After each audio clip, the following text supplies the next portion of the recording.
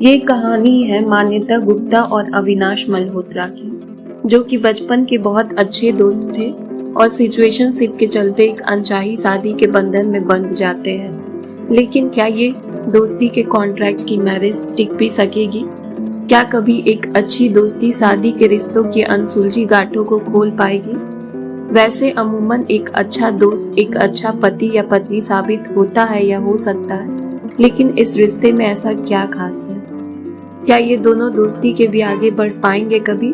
जानने के लिए हमारी स्टोरी में बने रहें।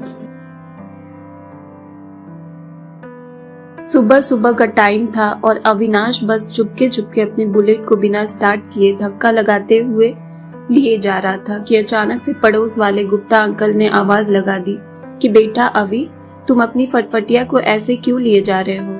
क्या हुआ, इसमें पेट्रोल खत्म हो गया क्या? अब अवि अपनी बुलेट को वहीं रोकते हुए दबे पांव से गुप्ता अंकल के पास गया और बस कुछ बोलने ही वाला था कि उसके ऊपर अचानक से एक पूरा बाल्टी भरकर पानी आ बरसता है और एक जोर की आवाज आती है ऊपर से, कुत्ते, तू मुझे ऐसे कैसे छोड़कर जा सकता है? रुक जा, अभी रुक।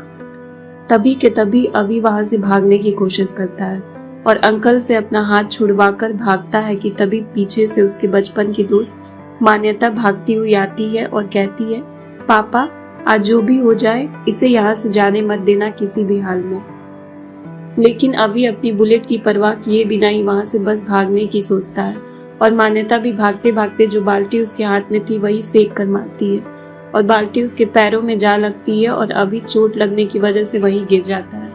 अब मान्यता आती है और अवि के ऊपर अपना पैर रखते हुए कहती है, बोल, कैसा लगा अब तुझे?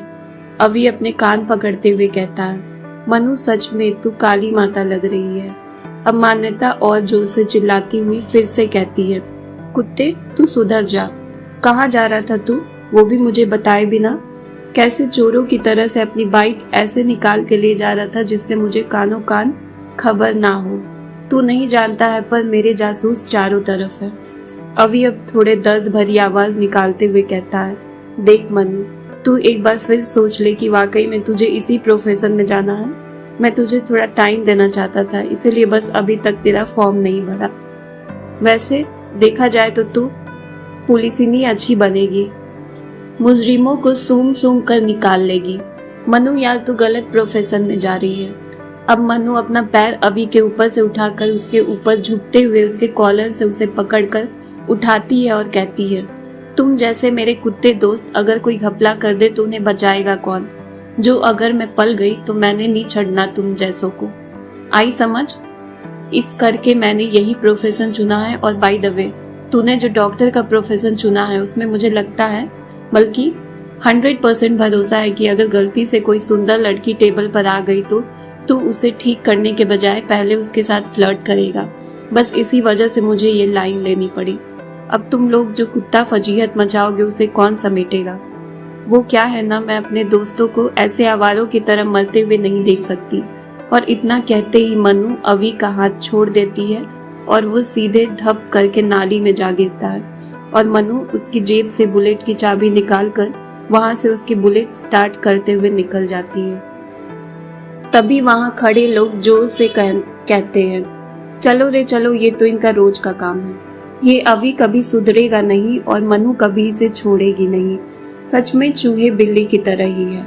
अब मनु हमारी थोड़ी धाकड़ टाइप की लड़की है और उसे पाबंदियां बिल्कुल भी पसंद नहीं है और वो हमेशा ओपन माइंड रखने वाली लड़की है।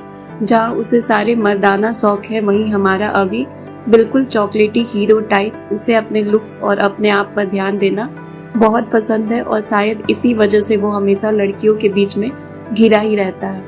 अब मनु कॉलेज जाकर अपनी यानी अवि की बाइक को एक ऐसी पार्किंग में पार्क कर देती है, क्योंकि कॉलेज में हो या कहीं और उसे पंगा करने और करवाने में भी मजे आते हैं। तो बस फिर क्या था, उसने भी अवि के थोड़े मजे लेने की सोची।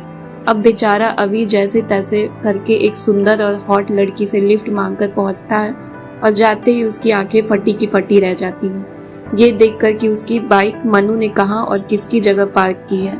और वो बस अपनी बाइक की तरफ बढ़ ही रहा था कि अचानक वो आ गया जिससे पूरा कॉलेज डरता है। जैसे कि हमेशा होता ही है, कोई ना कोई एक इंसान ऐसा कॉलेज में मिल ही जाता है जो उस कॉलेज के ट्रस्टी का बेटा हो और पूरा कॉलेज उसकी जी हजूरी करता हो। तो यहाँ पर भी एक ऐसा ही इंसान था जिसका नाम था सूरज धनराजगीर, और उसकी पर्सनालिटी भी कुछ ऐसी ही थी कि अगर वो ट्रस्टी का बेटा भी नहीं होता तो भी लोग उससे डरते ही। अब मनु को उसका वो घमंड चूर चूर करना था और उसे कोई मौका नहीं मिल पा रहा था, लेकिन आज अवि ने उसे वो मौका भी दे दिया। अवि डरते डराते हुए अपनी बाइक के पास जाता है और देखता है कि उसकी बाइक की चाबी भी नहीं है, और वहां तो वो इधर उधर बस मनु को ढूंढने लग जाता है और सूरज से अपनी नजर बचाता है कि कहीं उसने उसे देख लिया तो खामखा के कहीं लेने के देने ना पड़ जाए। वैसे भी वो ठहरा सांड जैसा और मैं कहाँ खरगोश जैसा। अब ये पता नहीं साली मनु कहाँ मर गई, ऐसे टाइम पर तो वो भी नहीं दिखेगी।